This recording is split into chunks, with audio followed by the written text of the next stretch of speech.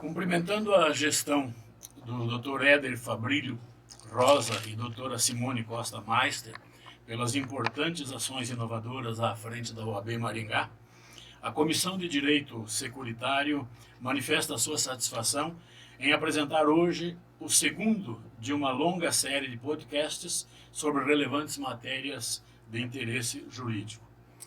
O podcast de hoje debaterá sobre o tema exclusão da garantia em seguro de vida em caso de agravamento do risco por embriaguez do segurado. Sou o professor Vanderlei de Paula Barreto e farei o papel de mediador dos debates.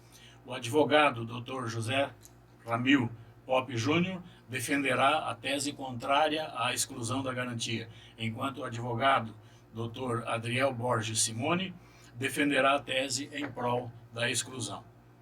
Tá certo assim? Certíssimo, doutor. Tá.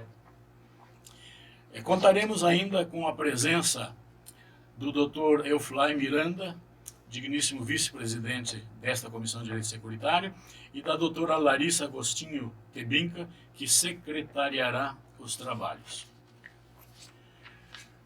Na sequência, passarei a palavra ao doutor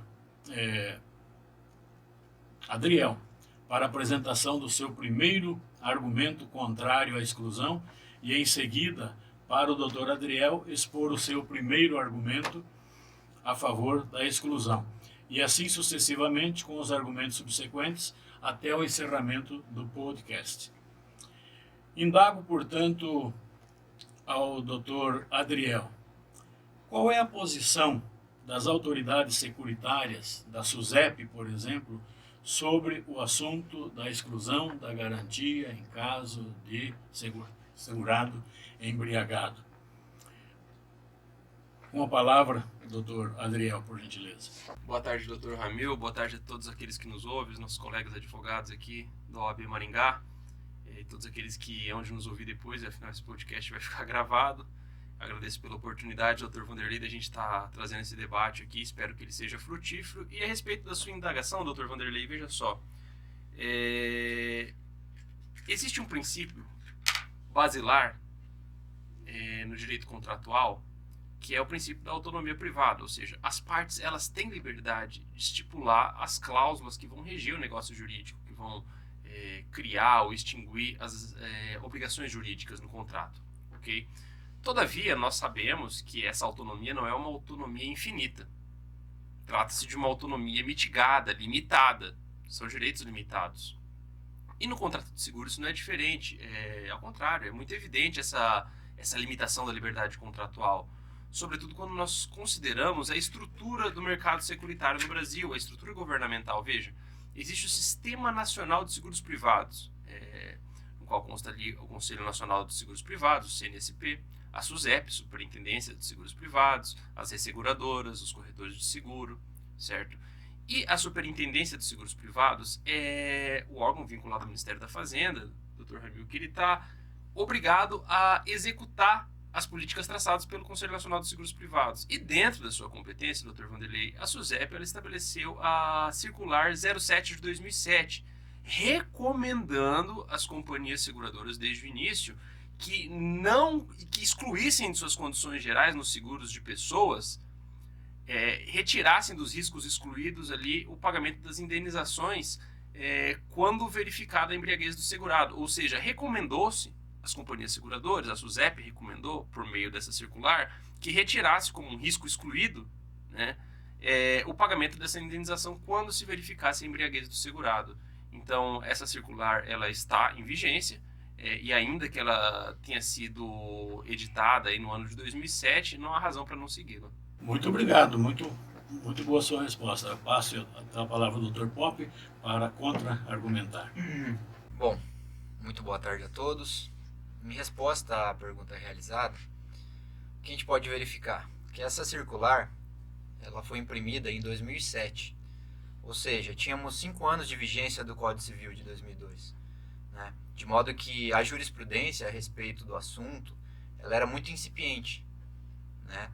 Então ela foi construída em cima de uma jurisprudência ainda pouco debatida, né? Razão pela qual ela foi imprimida realmente em 2007, segue em vigência, mas hoje a jurisprudência ela já admite a flexibilização dessa circular, né? Ela foi editada em 2007, está vigente, mas os julgados analisam ela olhando o âmago do contrato de seguro, as partes, a problemática que envolve aquela questão. Então, assim, ela não é uma regra esculpida, objetiva e tem que ser seguida. Não. Advogando a favor da seguradora, hoje a jurisprudência entende pela flexibilização dessa circular.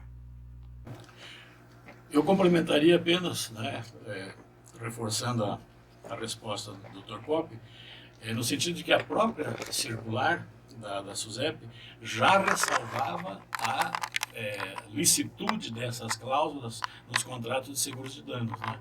Ela permitia, desde que ficasse provado excepcionalmente o agravamento do risco, né? Muito bem, caminhemos. Dirijo agora a provocação novamente ao Dr. Adriel. Como o voto do eminente relator, ministro Paulo de Tarso Sanseverino, justificou a irrelevância da embriaguez no recurso especial número 1.866.860 do Rio Grande do Sul? Veja, doutor Vanderlei, é necessário que a gente dê 2 passos atrás aqui. Um dos elementos do contrato de seguro, elemento central, eu diria, é o risco. Okay? O contrato de seguro ele possui elementos subjetivos, quais sejam as partes do próprio contrato, segurado, segurador, estipulante, proponente, beneficiário do contrato, e também possui elementos objetivos. Dentre esses elementos objetivos, o mais importante deles é o risco. Isso é um conhecimento basilar, isso é básico no contrato de seguro. Não há contrato de seguro sem a existência de risco.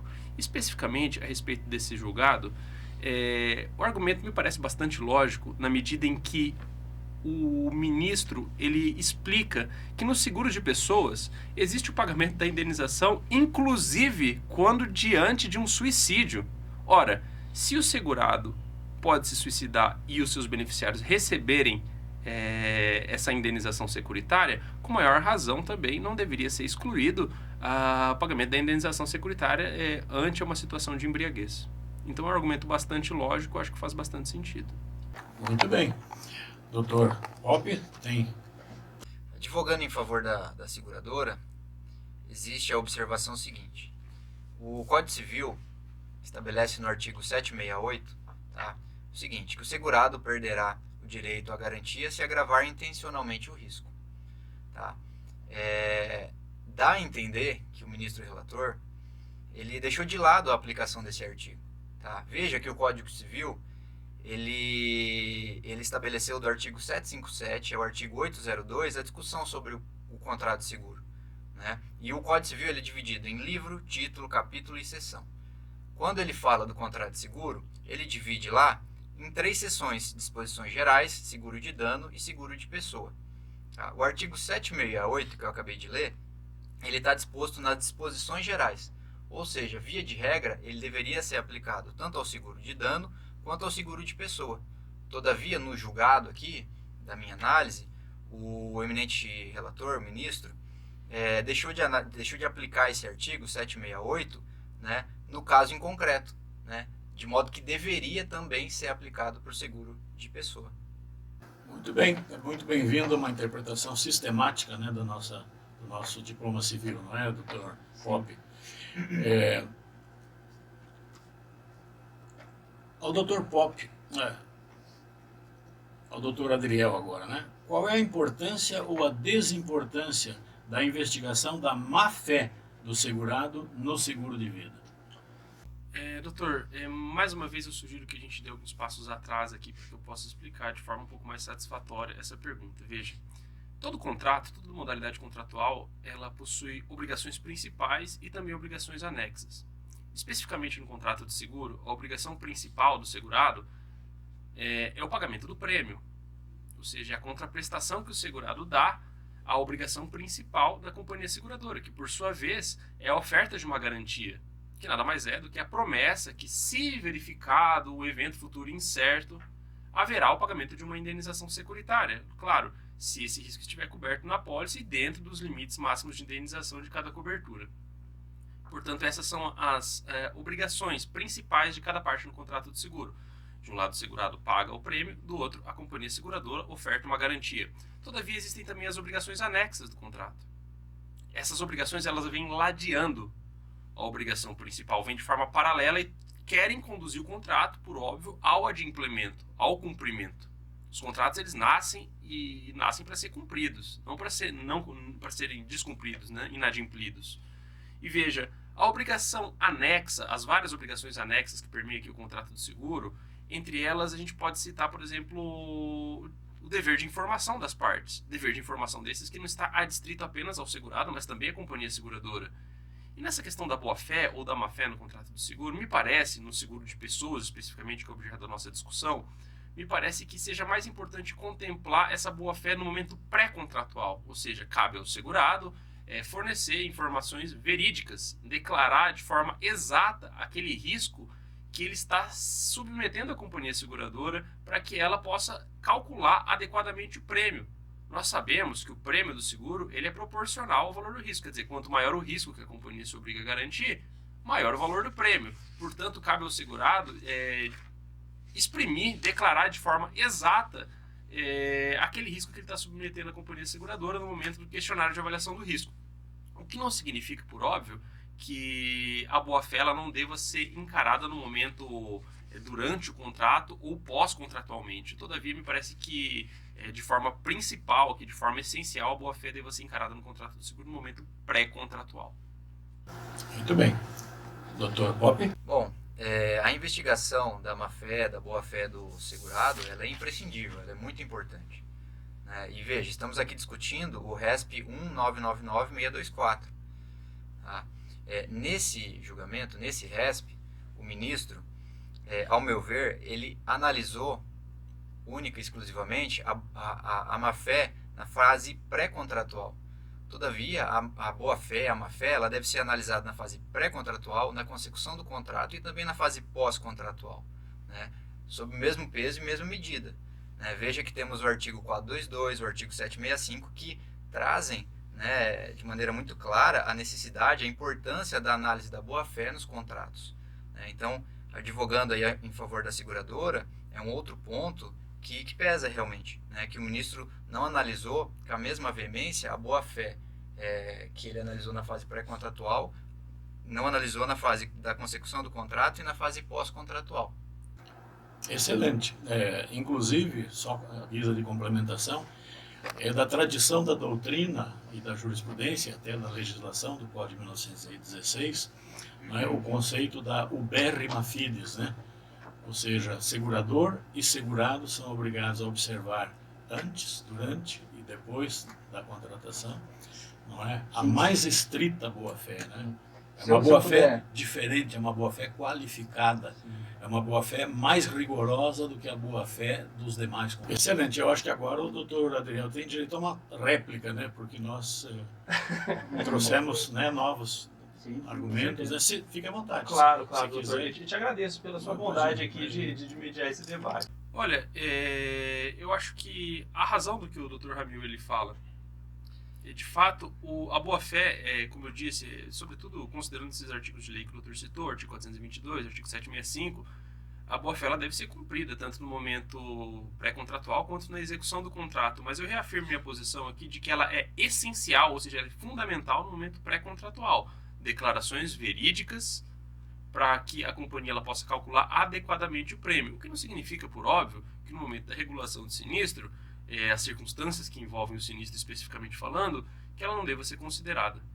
Argumento judicioso também, doutor Adriel. Para o doutor Adriel, uma pergunta um pouquinho mais breve para ser respondida, né? Qual é a ratio legis da norma do artigo 798 do Código Civil, que instituiu o prazo de garantia de 2 anos para caracterizar a premeditação do suicídio? Ou seja, qual a necessidade, a utilidade, a razão de ser dessa norma? Essa é uma questão interessante, doutor. É uma questão interessante porque ela vem sendo discutida desde o nosso Código Civil de 1916, o saudoso Código Bevilacqua, até o Código Civil de 2002, o nosso atual Código Reale. Certo? E no Código Civil de 1916, a discussão que se colocava era a seguinte: a cobertura, ou seja, o pagamento da indenização no caso de seguro de pessoas, ela não deveria ser paga ante a existência de um suicídio, desde que esse suicídio fosse premeditado. Ou seja, se o segurado houvesse premeditado o suicídio, a companhia seguradora poderia negar o pagamento da indenização securitária. A questão que se punha, por óbvio, de muita dificuldade, não é mesmo, Dr. Ramil, é a comprovação dessa premeditação. Como que a companhia seguradora pode comprovar que o segurado premeditou o suicídio? Ou seja, que quando ele contratou aquela pólice de seguros, que ele premeditava, que ele antevia a sua intenção de se suicidar, de cometer o ato fatal. Então, para tentar resolver essa questão, o Código Civil de 2002 ele adotou uma postura objetiva. Estabeleceu um prazo de carência de 2 anos. Ou seja, se o segurado contrata o seguro e depois de 2 anos ele não se suicidou, entende-se que não houve a premeditação. Então é necessário o pagamento da indenização securitária, ou seja, estabelecer-se um padrão objetivo para resolver essa questão da premeditação, que arremessava a companhia seguradora, não é mesmo, doutor, a uma situação muito difícil, de prova diabólica. Pronto. Por favor. Doutor Paulo. Dr. Vanderlei, a normatização trazida pelo artigo 798, perdão, ela é louvável realmente, porque ela resolveu um problema. Tínhamos um problema no Código Civil 16 sobre a prova da premeditação. Uma prova extremamente difícil, para não dizer impossível, né? Então, o legislador ele trouxe um critério objetivo. A partir de 2 anos não se pode falar mais em premeditação. Né? Até ali é premeditação, a partir daqui não. Né? Ou seja, ele resolveu um problema. Então, realmente é louvável que tenhamos esse artigo que resolveu essa problemática. Tá? E mais uma vez, a análise disso tudo, inclusive penso que o legislador assim o fez, foi pensando na boa-fé dos contratos. Né? A boa-fé dos contratos sempre é o pilar de sustentação dos contratos de seguro, né? Em especial os contratos de seguro. Muito bem, e só complementando, não inverter-se o ônus probatório nesta hipótese nos colocaria numa outra camisa de força, não é? Como é que o segurado ou a família do segurado, melhor dizendo, comprovaria, né, um fato negativo, que ele não tinha a intenção de suicidar? Porque ele foi no aniversário da fulana, porque ele participou do churrasco no último sábado. Né? O time dele tinha ganhado. Exatamente. E eu gostaria de colher a opinião dos dois colegas sobre a possibilidade de se discutir a premeditação após o prazo prescricional. Se haveria uma presunção, eventualmente, iuris tanto nesse caso. Primeiro, doutor. Essa é uma situação complexa, doutor, a gente tem que admitir. Né? Porque o que a legislação estabelece? O que o Código Civil estabelece? Um prazo de carência. Depois desse prazo de carência, o Código conclui, o legislador concluiu em que não haveria premeditação. E lembrem-se, todo o núcleo da discussão aqui é o pagamento de uma indenização securitária ante a premeditação ou não do suicídio, do ato fatal. Não é verdade? Ou seja, é um atentado aqui, né, doutor Ramil, contra a boa-fé. Né? Veja, me parece que, ainda que depois de 2 anos, ainda que depois do prazo de carência de 2 anos, caso haja uma prova cabal, extremamente robusta por parte da seguradora, demonstrando que, olha, o segurado contratou esse seguro aqui, mas mesmo depois de 2 anos, ele estava premeditando desde o início esse suicídio, me parece que se trata de uma presunção iuris tanto, uma presunção relativa, ou seja, aquela que admite o argumento contrário, uma prova em contrário. Agora, nós devemos reconhecer que se trata de uma prova extremamente difícil para a companhia seguradora. É necessária uma prova cabal mesmo, completa, para elidir essa presunção. Agora, eu faço essa afirmação, doutor, mas eu coloco uma interrogação no final. Será que, ao admitir a possibilidade de prova em contrário por parte da companhia seguradora, demonstrando que o segurado ele estava premeditando esse suicídio, mesmo depois dos 2 anos, será que a gente não abre um precedente para discutir a premeditação dentro do prazo de carência? Será que esse não é um precedente perigoso? Então, eu peço a ver no doutor para fazer as minhas considerações nisso, que me pareceu uma resposta positiva, mas coloco uma interrogação aqui no final. E militaria contra, né, a seguradora aí a questão de ter que apresentar uma prova cabal, né? Uma prova muito robusta, né? De fato. O meu entendimento vai ao encontro do entendimento do Dr. Adriel, né? Pela boa-fé, né, que exige os contratos de seguro, deve ser possível analisar a conduta do segurado após os 2 anos, né? De modo que, caso exista uma prova realmente robusta, uma prova evidente de que ele premeditou o sinistro, ou seja, ele contratou o sinistro pensando passar os 2 anos para o 3º ano receber essa indenização dos familiares, não sei, estou criando aqui uma situação hipotética. Nessa hipótese de estar provado isso, né, é difícil você deixar de aplicar o artigo 768 que lemos há pouco na análise dessa questão, ou seja, de negar a indenização do seguro. Realmente a boa-fé objetiva do 422 veio para desempenhar uma função de pedra angular, né, do direito negocial contratual, né, brasileiro. Doutor Adriel, o contrato de seguro de vida constitui uma relação de consumo? E se sim, qual a importância de ser uma relação de consumo? Pode constituir, sem dúvida. O Código de Defesa do Consumidor é um microsistema, Dr. Vanderlei. E sendo um microsistema, ele se aplica a todas as espécies de relações jurídicas, inclusive a relação securitária. Veja, equivocadamente, muitas pessoas dizem que o Código de Defesa do Consumidor deve ser aplicado quando diante de um consumidor. Isso não é verdade. Para a aplicação do Código de Defesa do Consumidor é necessário que haja uma relação jurídica de consumo. E para haver uma relação jurídica de consumo, de um lado nós precisamos de um consumidor e de um outro lado nós precisamos de um fornecedor de produtos ou de serviços.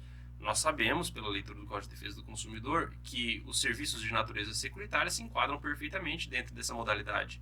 E o consumidor, por sua vez, é toda aquela pessoa física ou jurídica que adquire o serviço ou o produto no mercado de consumo na qualidade de destinatário final. Ou seja, nós temos aí quando falamos em destinatário final, uma cláusula aberta, né, um conceito jurídico indeterminado.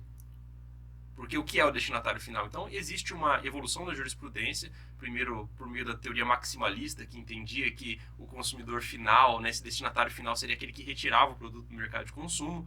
Essa jurisprudência evoluiu no STJ para entrar na teoria finalista, ou seja, não basta retirar o produto ou o serviço do mercado de consumo, é necessário que se dê uma utilidade pessoal, não profissional, a esse serviço.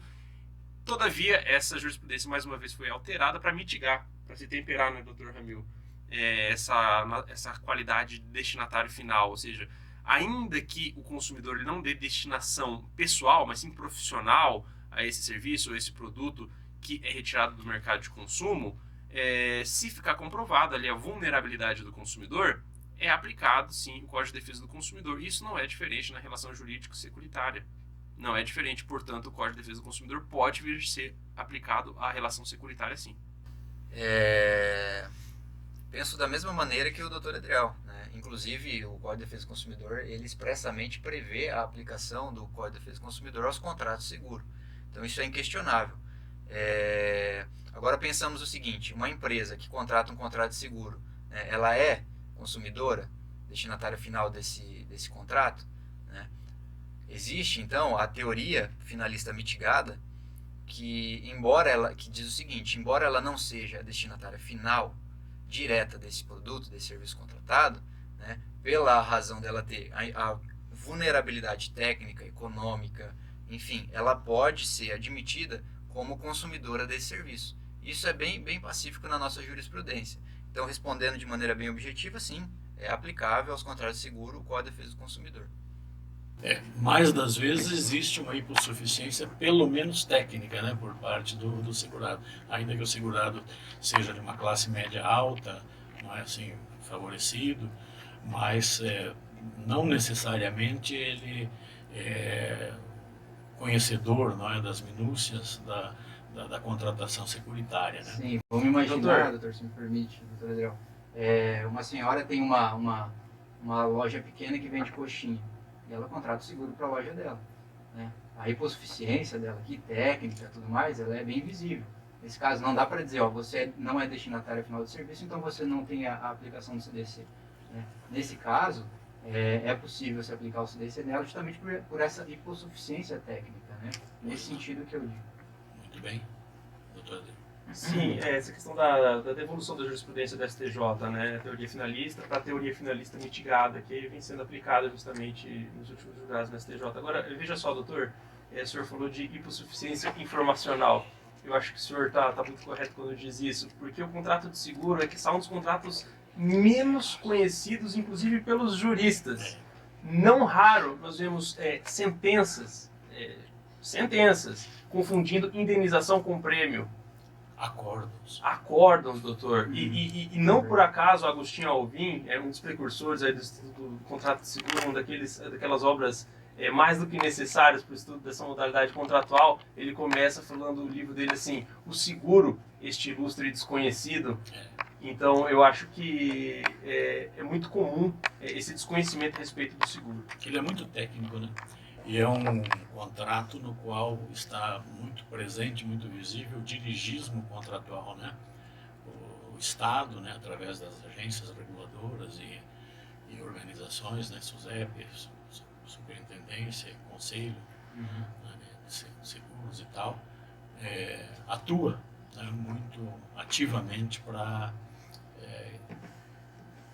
estabelecer certos limites, né, à liberdade contratual, né, da parte visivelmente mais forte, né, não só do ponto de vista econômico, como do ponto de vista também informacional ou técnico, né. Voltando àquela questão lá anterior, não é, sobre o dolo do segurado tem que estar presente no período pós, posterior à carência, né, teria que estar comprovado este dolo específico, direcionado a causar um dano à seguradora, né. É difícil essa prova, né, porque intuitivamente, não é, quem analisa a situação. Eu tive oportunidade no escritório, no início da minha atividade profissional, uma família aqui de um município próximo, em que o senhor, de origem até eslava, ele cometeu suicídio para deixar a indenização para a família, porque ele estava quebrado, né? Tinha sofrido um revés econômico muito forte, né? Então, penso que o objetivo primordial do suicida, não é o ganho financeiro, né? A vantagem econômica, né? Agora, se aquilo causa um dano para o outro lado da relação contratual, não é? Penso que está naquele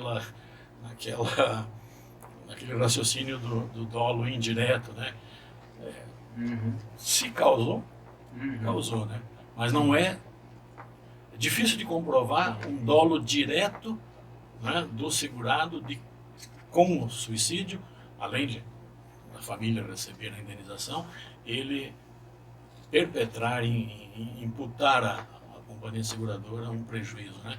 Ele não teria uma razão lógica para isso, né? Suponha-se que nunca teve nem motivos para gostar e nem motivos para desgostar da seguradora, né? Aí ele resolve cometer suicídio para causar um dano. Penso que o objetivo primordial é obter a segurança da família. Que, assim, na minha avaliação, existe o suicídio que ele não é de nenhum modo premeditado, ele vem por doença mesmo, uma questão psíquica, enfim.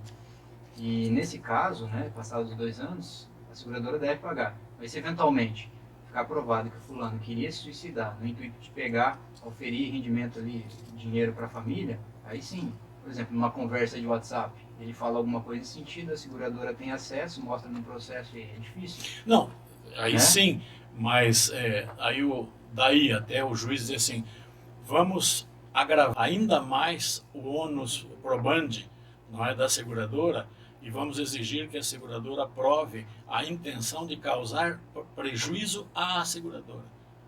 Eu acho difícil. Uma prova difícil. Eu acho que assim, a tendência seria, não é, a jurisprudência, o julgador, ir até aquele ponto que ficou provado com a exibição do WhatsApp ou Me ou parece do que a e-mail, gente né? não pode confundir a causa com o efeito aqui, né? No caso, nessa hipótese que está sendo tratada, o segurado ele contrataria o seguro justamente premeditando essa questão e o dano, especificamente a companhia seguradora, seria o efeito dessa premeditação, né? Um pagamento de uma indenização indevida. Não tenha dúvida. Muito, muito bom. Doutor Adriel, como a jurisprudência interpreta a presença da culpa consciente do segurado no seguro de vida? Essa é a pergunta do milhão, né, doutor? Porque se a gente for mergulhar na conduta humana, a civilística ela está, digamos assim, anos-luz atrás do direito penal, por exemplo. Né? Há uma, digamos assim, pouco estudo dessa questão da culpa e até digamos assim, a culpa é deixada de lado. Assim, não se fala mais em culpa grave, em culpa média, culpa leve, no caso do contrato de seguro. Agora, especificamente na questão do seguro que a gente está a tratar aqui, o seguro de pessoas, né, caso de morte, seguro de vida e tal, a culpa consciente, no caso da embriaguez, o agravamento intencional do risco, como a gente está falando, a questão ela fica circunscrita ao momento da tomada de decisão, da vontade. Quer dizer, o segurado ele se embriaga e ele tem a intenção de causar o dano? Essa é a pergunta que se faz. Ele tem a intenção de causar o dano? Ele não tem a intenção de causar o dano. Logo, a conduta dele estaria abrigada por essa culpa consciente. Ao passo que, provavelmente, o Dr. Ramiro vai defender um outro ponto de vista aqui. Bem provável. Dr. Ramiro. Então, doutores, no julgado aqui que está na nossa frente, o que aconteceu? O relator, que foi o ministro Luiz Felipe Salomão, ele defendeu a tese de que, para o seguro de vida, né, deveria se analisar o dolo direto, o dolo indireto e a culpa consciente. Né? O dolo direto é aquele que o sujeito pratica o ilícito, querendo lesar a seguradora. O dolo indireto ou dolo eventual é aquele que o sujeito pratica o ilícito, assumindo o risco de lesar a seguradora. E a culpa consciente, que é quando o sujeito pratica o ilícito, todavia ele fala, eu consigo realizar isso aqui, não vai acontecer nada. E pelo que tentou aqui modificar a súmula 620, o ministro, ele tentou dizer o seguinte, que quando for a culpa consciente, né, é devida à indenização. Todavia, verificado o dolo direto ou indireto, não, nesse caso, deve ser realizado aí a abstenção do pagamento dessa indenização. Né? Esse voto foi vencido pelo ministro Raul Araújo. Tá? Todavia, à luz aqui do que defende a seguradora, é crível acreditar que ela gostaria que o voto aqui do ministro Luiz Felipe Salomão fosse o voto vencedor, no intuito de analisar a conduta do agente, fazendo aqui, retornando ao artigo 768, para verificar a vontade deliberada lá do segurado em causar esse prejuízo à seguradora ou não. Só um adendo, para temperar justamente essa súmula, né, 620, para analisar o nexo causal, né? Falar, bem, tudo bem, súmula 620, ok, mas essa embriaguez ela foi determinante para a ocorrência do evento danoso? Isso. Né? Se no caso foi determinante para o evento danoso, então descaberia o pagamento da indenização. É uma proposta, não é descabida, né? Mas aos olhos do ministro Raul Araújo, a gente vai poder talvez explorar isso aqui daqui para frente, ela foi vencida, né? E a gente vai tentar dizer por quê. Muito bem. Apenas a título de complementação, justificando que no início poderia ou deveria, né, com mais tempo, ter sido feita uma introdução mais abrangente a respeito do assunto discutido no recurso especial 1.999.000. Esse assunto, houve uma decisão do RESP, cuja decisão no mérito foi mantida pelo STJ, não é? O próprio doutor ministro Raul Araújo e o próprio ministro Luiz Felipe Salomão convergiram no sentido de improver o RESP, originário do estado do Paraná, porque a senhora envolvida no caso agiu realmente sem culpa, não é? E portanto a obrigação da seguradora foi mantida. Mas este RESP ele teve um segundo conteúdo, um segundo objetivo, chamemos assim, que foi discutir se a recomendação do ministro relator originário, ministro Luiz Felipe Salomão, de submeter a um reexame da súmula número 620, não é, ao rito dos julgamentos repetitivos, deveria ser acolhida ou não, não é? E no final dos debates, né, prevaleceu a opinião do ministro Raul Araújo, que foi o iniciador da divergência, não é? E então a súmula continua com a sua redação e interpretação originária, no sentido de que mesmo que haja embriaguez, não é, não se exime a companhia seguradora do pagamento da indenização, não é? Então, feita essa observação, eu queria passar invertendo agora a ordem ao Dr. Poppe agora. O cabimento da aplicação do princípio do absenteísmo, da boa-fé objetiva e da função social do contrato nos casos de acidente envolvendo o segurado embriagado em contratos de seguro de vida. Qual é a sua opinião? Então, doutor, analisando aqui a jurisprudência do seguro de dano, ela é muito clara, diz o seguinte: por força do princípio do absenteísmo, o segurado deve se abster de qualquer conduta que majore o risco contratado. Isso, inclusive, tem uma função pedagógica, que é para mostrar para a coletividade o quê? Se você beber, dirigir teu carro e se acidentar, a seguradora não vai pagar o teu carro. Ou seja, tem a função pedagógica de mostrar, não bebam e dirijam. Tá? Mas aí quando a gente vai para o seguro de pessoa, mais especificamente o seguro de vida, isso não acontece. É como se esse princípio sumisse, né?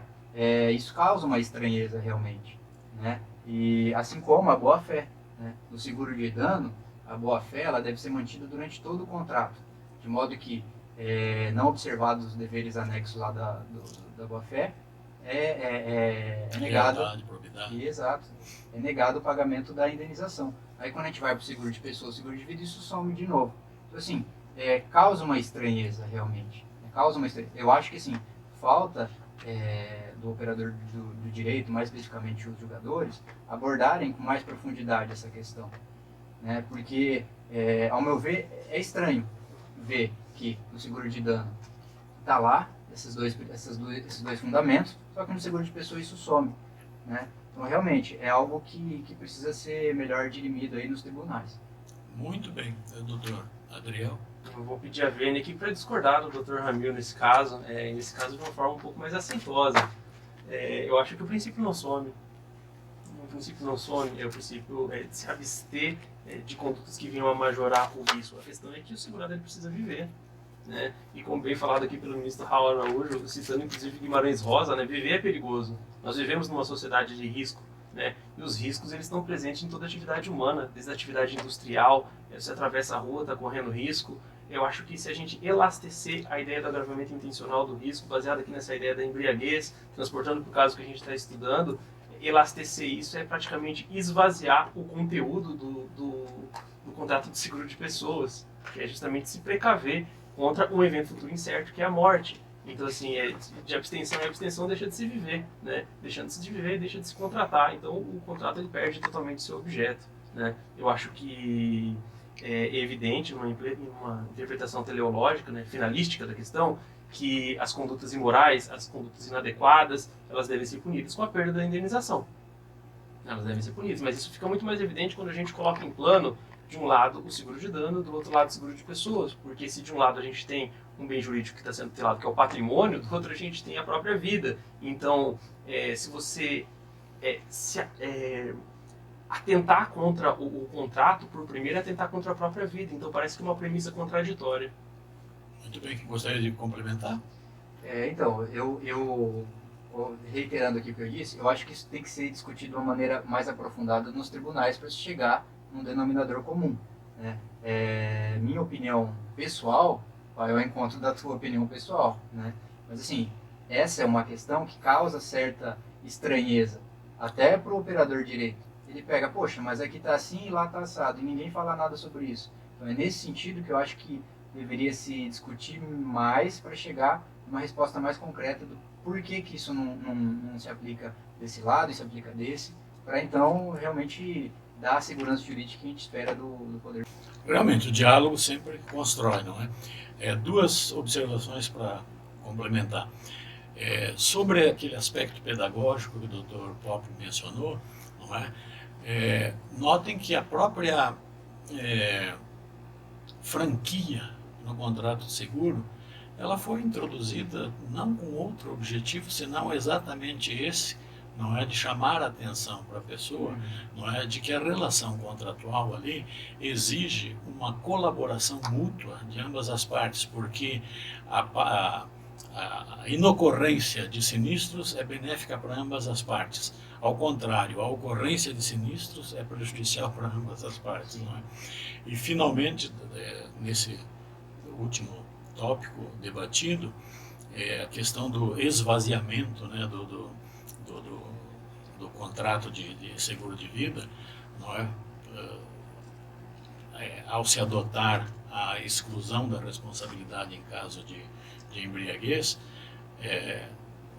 eu expresso a minha opinião no sentido de que não seria esvaziado, ou pelo menos não seria totalmente esvaziado, na medida em que o contrato continuaria em vigor, produzindo seus efeitos para todas aquelas hipóteses em que não houvesse embriaguez, ou que não houvesse o agravamento intencional voluntário, né, do risco, né? Sim, e doutor, se me permite complementar, advogando aí em favor da seguradora, acrescento que a embriaguez, né, no volante, ela é um tipo penal e também é multa administrativa. Então, assim, a jurisprudência, né, no seguro de vida aqui, ela estaria seguindo esse viés, né, elencado aqui porque é um crime e porque Código também... Brasileiro de Trânsito. Exato. Então, assim, precisa ser debatido, precisa ser discutido e acrescentar esses argumentos para a gente ter essa questão mais dirimida, realmente. Mas bem, a mudança das decisões dos tribunais é um processo longo, que tem que ser muito amadurecido, né? E tem fluxos e refluxos, né? Às vezes avança e às vezes retrocede, né? Mas muito bem, foi uma satisfação imensa, né, ter participado desse debate, e pergunto aos ambos os debatedores se gostariam de acrescentar algo ao final do debate. Bem, em primeiro lugar, eu gostaria de agradecer mais uma vez ao Dr. Vanderlei pela oportunidade, ao Dr. Ramil pela amizade de sempre pelos apontamentos jurídicos tão agudos, né? Lembrando que a gente, apesar de se colocar na condição de debatedor, por exemplo, eu do lado do segurado, né, advogando desse ponto de vista, e o Dr. Ramil aqui advogando do ponto de vista da companhia seguradora, nós estamos aqui para o melhor conhecimento do contrato de seguro, para a melhor consecução dessa espécie de negócio jurídico. E dentro do espectro daquilo que a gente conversou, o Dr. Vanderlei me faz pensar que é muito importante a gente distinguir a diferença entre os seguros de dano e dos seguros de pessoa. Os bens jurídicos que estão sendo tutelados ali são bens jurídicos diferentes. Eu chamo a atenção, por exemplo, para a natureza jurídica das próprias indenizações que são pagas nos seguros de dano e nos seguros de pessoa. No seguro de dano, a relação é essencialmente patrimonial.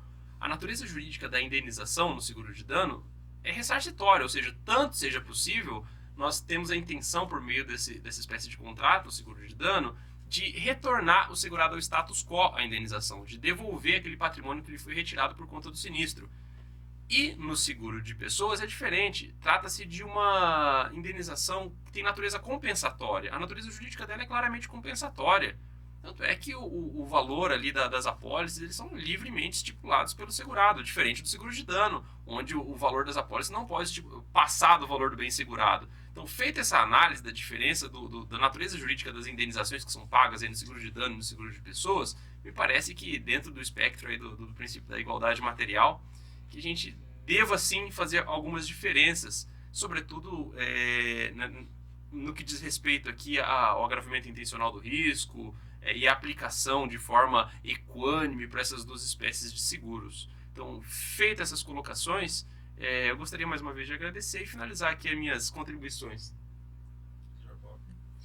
Bom, meu agradecimento ao Dr. Vanderlei, à comissão, Sou advogado há 12 anos, sempre atuando no direito seguro, né, em prol do segurado. Esses 12 anos de advocacia pude carregar muito conhecimento na área de direito seguro. Tenho aprendido muito aqui na nossa comissão de direito seguro também, que há muitos anos faço parte, né? Então eu agradeço a oportunidade. Fui colocado aqui como debatedor, advogando ao lado da seguradora, né? O que geralmente na prática, geralmente não, o que não acontece no meu dia a dia no meu escritório, mas em prol aqui do debate, né, do direito seguro, né, fui colocado nessa posição e sou muito agradecido. Obrigado, doutor Vanderlei, obrigado, doutor Adriel, e é isso aí, obrigado. Só para finalizando aqui o podcast, um último comentário, né, sobre o direito de terceiros, né, porque nós enfocamos aqui o direito do segurado, da família do segurado, para o seguro de vida, né, em caso de acidente causado por segurado embriagado. Temos duas modalidades de seguro: seguro de responsabilidade civil e o seguro de vida. Então, o terceiro no seguro de responsabilidade civil, houve um julgamento do RESP 1.738.247 de Santa Catarina, em que o relator, ministro Vilas Boas Cueva, condenou a Tokio Marine solidariamente ao argumento de que o seguro de responsabilidade civil não diz respeito apenas à obrigação de reembolso de indenização do segurado, mas possui função social no sentido de garantir os direitos da vítima, o terceiro, não é? A qual seria duplamente penalizada com a exclusão da cobertura securitária. Neste caso, né, a seguradora efetuando o pagamento, assiste a ela um direito regressivo em face do segurado. Vai depender da importância do segurado. Se for um segurado frotista e tal, dificilmente a seguradora exercerá esse regresso, né? Que está consignado lá no artigo 283 do Código Civil, referentemente à solidariedade, né? O devedor que satisfez a dívida por inteiro tem direito a exigir de cada um dos codevedores a sua quota, dividindo-se por todos a do insolvente, se o houver, presumindo-se iguais no débito as partes de todos os codevedores. Por outro lado, em seguro de vida, a posição do terceiro está prejudicada, que a seguradora estará obrigada a indenizar somente a morte do segurado. Não havendo seguro cumulativo de responsabilidade civil, a seguradora não será responsável pela indenização de danos a terceiros. Esperando termos contribuído para o esclarecimento dos principais dúvidas sobre o tema, encerramos este segundo podcast, agradecendo pela valiosa participação dos doutores José Ramil Pop Júnior e do doutor Adriel Borges Simone, e pela nossa secretária Larissa Agostinho Tebinca, e honrados pela presença do vice-presidente, doutor Euflai Miranda, e também agradecendo a presença a colaboração do senhor Reginaldo Eloy, bem como, evidentemente, não poderia faltar, pelo apoio da OAB Maringá. Muito obrigado.